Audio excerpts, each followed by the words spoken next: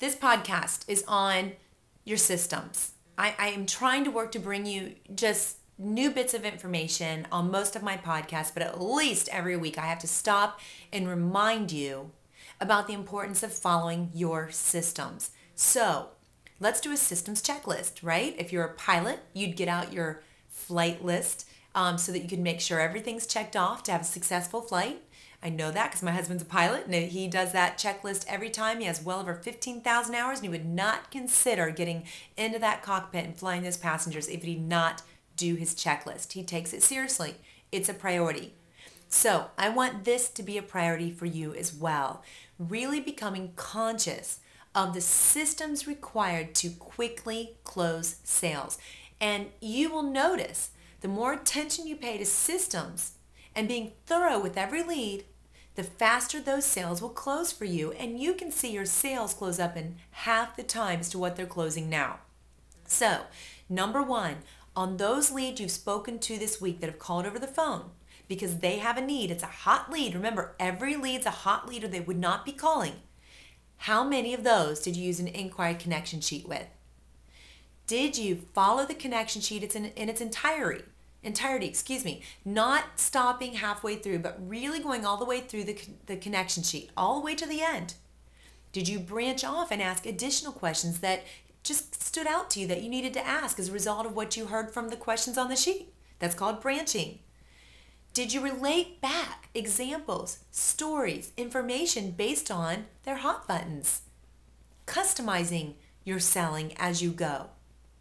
Okay, so you're using your connection sheets every day. Now, as you're doing those things, when you got to the close, we find a lot of people drop the ball in the close. Did you recap, which means you had to listen? Are you actively listening? Okay, this is very important. So as you listen, when you get to the end of those questions, are you recapping on what you heard by saying something like, so based on what you told me, it sounds like, and then your own words recapping, and then going right into your optional close of, so what might work better for you, Mrs. Smith? Would tomorrow or even today work better? We want to create urgency. They'll tell you if they don't want to come tomorrow or today, they'll say Friday, or I don't want to come at all. But at least do your job of creating urgency and asking.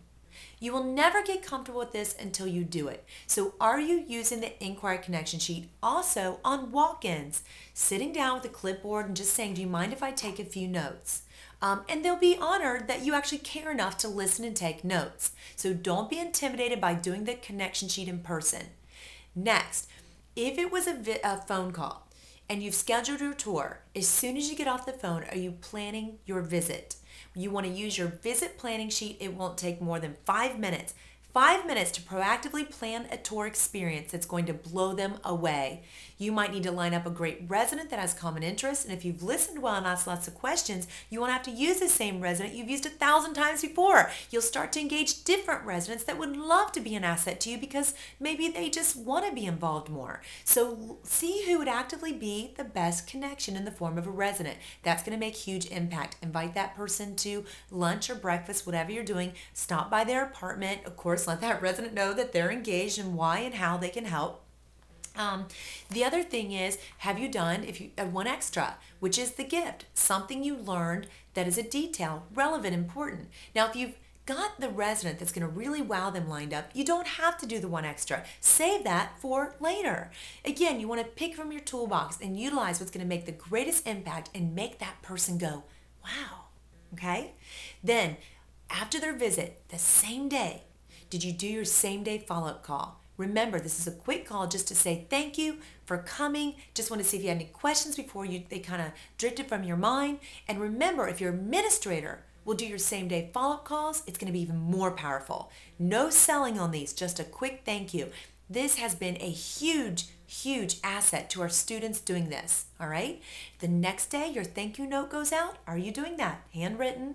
Get cards that resemble you, that kind of demonstrate you as a person, what your hobbies are. Get away from the fancy smancy logoed stationery. People by people. We want to connect personally. Be yourself. Get that professional side down a little bit and get in there and get more real with people. Okay, then are you doing your follow-up to a visit connection sheet the day after you do your thank you note? We're moving this lead along. We're working it very aggressively that first week because that's when they are interested.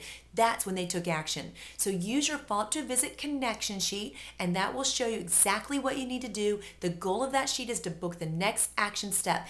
Get them to do something. Do not just say thank you and I'll follow up with you later. If they won't come back in for an event, you offer to do a home visit. Come, bring them something to eat.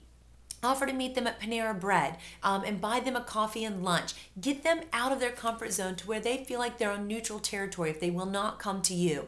If they won't respond to you, the other thing you might want to try on your next call is having a resident actually call them.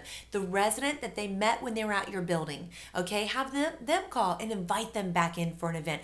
I know that probably makes you nervous. Try it. Try it 5 times this week. If it doesn't work on any of those times, well then maybe it's not going to be a good tool for you. But what if it works every time? Remember, these are hot leads that called you. So use your various follow-up to visit connection sheets. And if you're not closing the lead or moving forward by the end of the second week, you make sure you get out your strategic close worksheet and you find out what the roadblock is. So your coach is reviewing your system flow checklist with you on every call. I just remind you of the importance of this, guys. You work smarter than you've ever worked in your entire career if you follow these systems. I've got to go. I'm going over my time. Thank you.